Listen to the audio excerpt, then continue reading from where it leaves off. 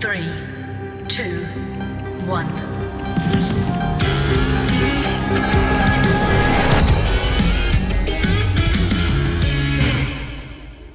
Do you remember that song, Que Sera, Sera? It was written by Jay Livingston and Ray Evans, famous songwriting team. They wrote the Bonanza and Mr. Ed themes. They wrote Tammy, the big Debbie Reynolds hit. Nat King Cole's Mona Lisa. Mona Lisa. Great, great song. And big song that everyone pretty much knows, the Christmas hit Silver Bells. Jay Livingston and Ray Evans wrote.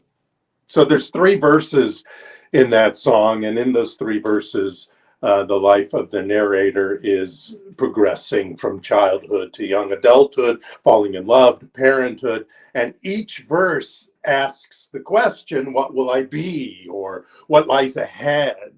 And each chorus, the answer is the same. What will be, will be. Que sera, sera. Now, those words, que sera, sera, is actually a bit of ungrammatical, mistranslated Italian meshed with a little Spanish phonetics going on. But no matter what, that whole song is what is considered an example of cheerful fatalism. Cheerful fatalism. Que sera, sera. What will be, will be.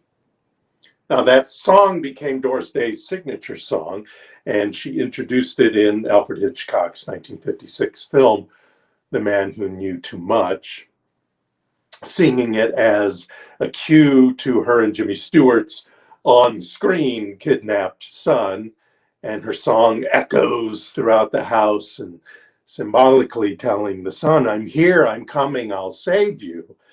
And in the movie, the boy hears it and whistles back to her, symbolically saying, I'm here. Come find me. Come save me.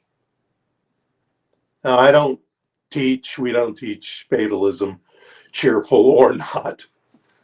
The title and the chorus of this song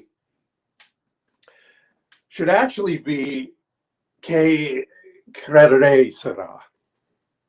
Whatever you believe will be. The future is ours to see. Que credere sera, sera. What you believe will be, will be. And why? Because what you believe is what is meant to be. What you believe is what the universe, the law of attraction, whatever you want to call it, hears, listens to, and does whatever it needs to do in its way to bring that into your experience. Because what you believe is what is meant to be. It's like karma. Have you heard that term, karma?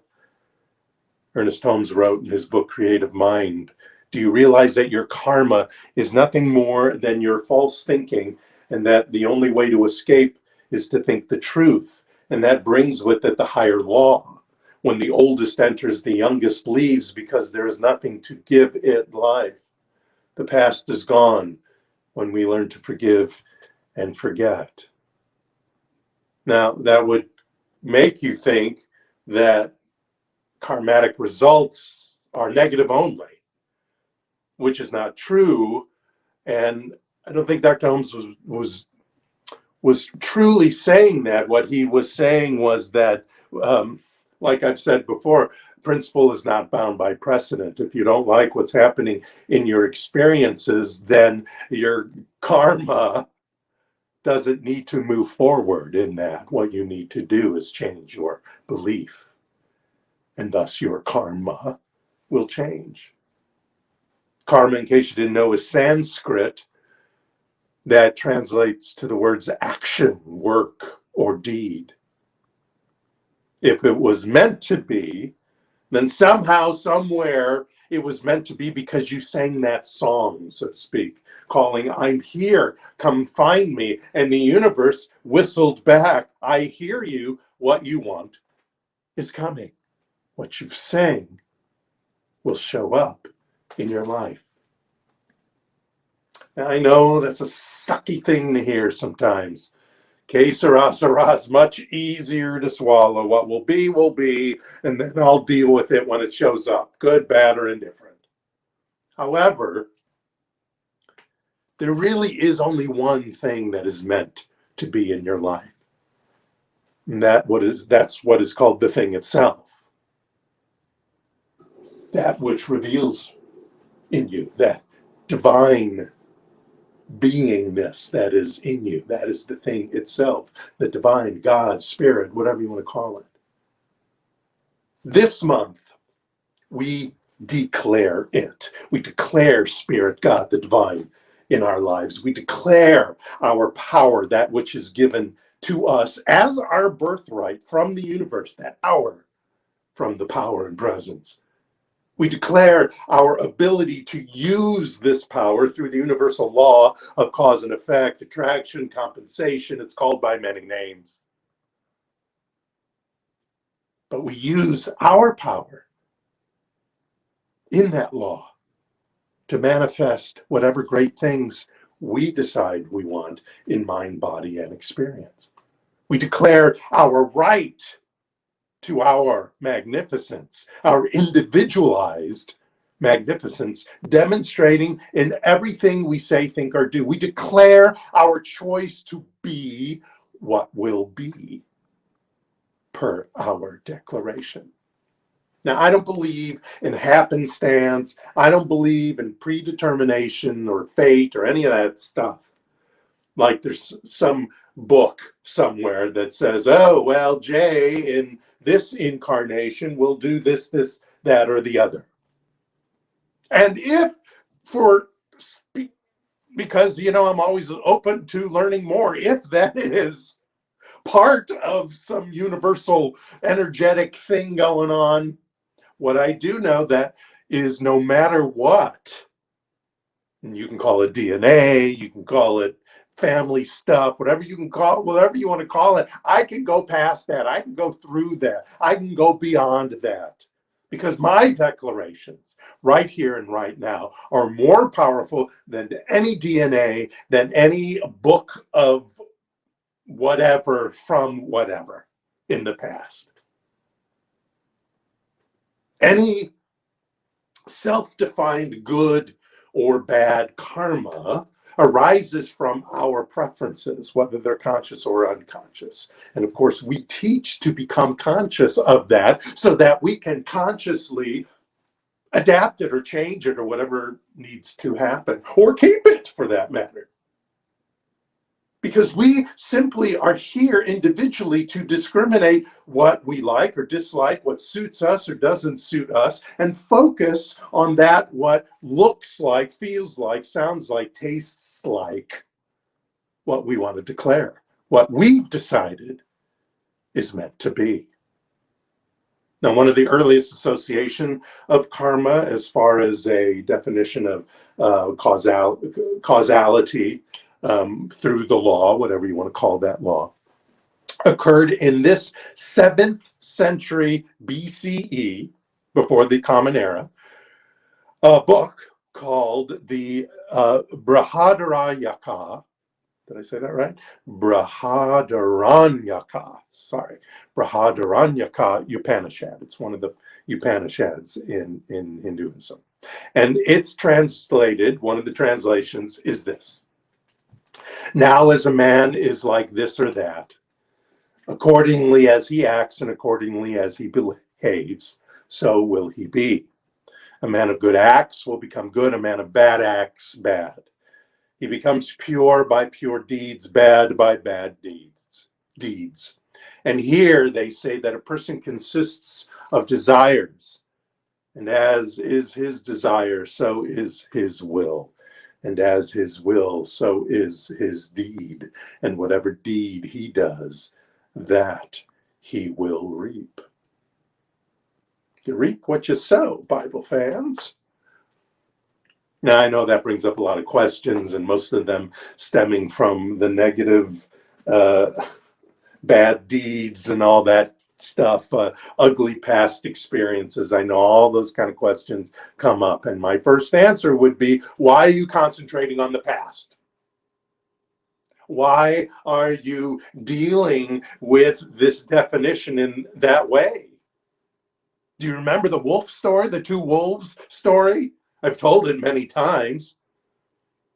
The moral of the story, or the theme of the story, is whatever you feed stays alive in your life. Whatever thought you feed stays alive in your life. And if that thought is, I have no control over anything ever, because fate or some sort of predetermination has already decided for me, my job is only to live it.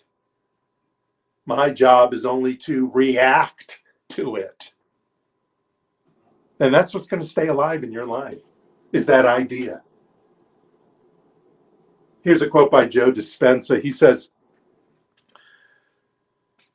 I've always said that when we overcome the emotions that tether us to our past, and we can look back at our past from a greater level of consciousness, awareness, energy, or emotional state, we can then see the purposeful good in the painful or challenging events of our lives. From this vantage point, we can see from a place of love, compassion, and freedom why certain events in our lives had to happen the way they did. Okay, sure. You want to live in your emotions from the past? Then let them live in you as excuses to suffer, ignore, react, or keep a hold on you, let you just sit there and stagnate in it. Okay, you want to believe that? You want to buy into that? Then que sera, sera. It shall. It is meant to be. Now, I'm not saying to ignore your emotions. Emotions are not your enemy, just like Joe Dispenza was trying to tell you there. Emotions are not your enemy, they're your teacher. They're the karma of your experiences, the informer of your beliefs, even the precursor to your healing, many times, if not most of the time. It's what you decide to do with that is what's important. What you decide to do with that karma that has shown up because of your beliefs from before. Deepak Chopra reminds us in the 7 spiritual laws of success, you and I have essentially infinite power of choice. Shall I say that again, really close to the camera? You and I have essentially infinite power of choice. He goes on and says, at every moment of our existence, we are in that field of all possibilities where we have access to an infinity of choices. Some of these choices are made consciously while others are made unconsciously. The best way to understand and improve the use of karmic law is to become aware of the decisions we make at all times. Are you aware of the decisions you make at all times? Are you, like I've said before in other talks, are you reacting or are you responding? There's a story about a manager at a warehouse, whatever you can call it, the Amazon warehouse, whatever, who's touring the building. He's touring the company. It's not his place of where his office is. Anyway, he's touring around and he notices this young man leaning against the wall, doing nothing. And he approaches him and he, calmly says, young man, how much is your salary? And the young man was calm, a little surprised by the question, but calm about it. And he said, well, I make $2,500 a month, sir. Why? Without an answer, the manager pulled out his wallet and took out $2,500 in cash, and he gave it to the young man, and he said, I pay people here to work, not stand around. Now, this is your monthly salary in advance. Get out. Don't come back. I don't want a discussion. You're through. Young man took the money, left. The manager turned and looked at the rest of the workers.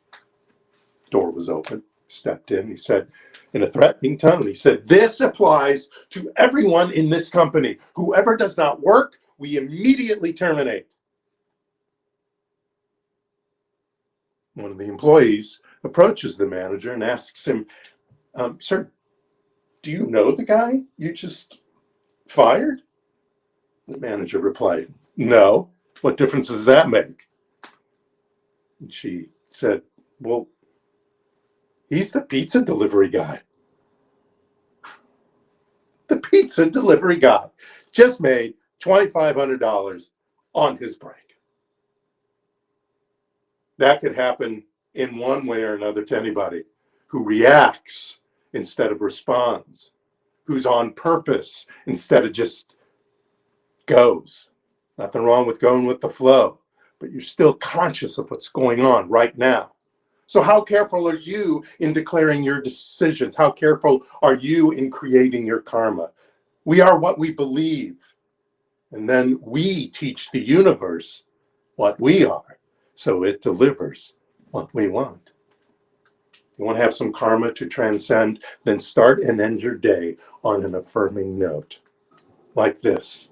Declare like this, and just listen. No matter what was yesterday or what will be tomorrow, I declare the past, present, and future are a stream of good without interruption. And so I focus on the infinite possibilities of the now. I am spirit as Jay. I am spirit as Patty. I am spirit as Phil, George, John, Paul, Ringo, Nancy, Susie, whatever. I am spirit. And so I see everything as a victory of a present perfect and full of love, fulfillment, grace, and protection. I pay attention to the present moment, every moment, from a stance that is non-judgmental and non-reactive, and I tune into my best self, promoting my God-given resilience and flexibility.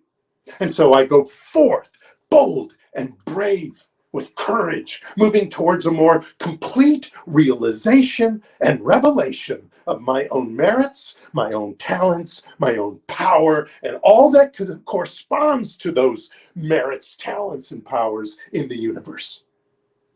Because today is a good day, and the panorama of tomorrows that brightens the inevitable will also be totally good as I define it. Because the nature of reality, the nature of what's happening in the 3D world is mine to choose, is mine as I see it right now. And I see it right now as fabulous. Remember the meta-human in you, that which is beyond your humanness, your godness, you could say, is the power and presence that creates your karma. So reprogram your mind, because that reprograms your experience. And what will be then will be because you sang the song that you chose. What will be because of the song you sing today. Thank you so much. Namaste.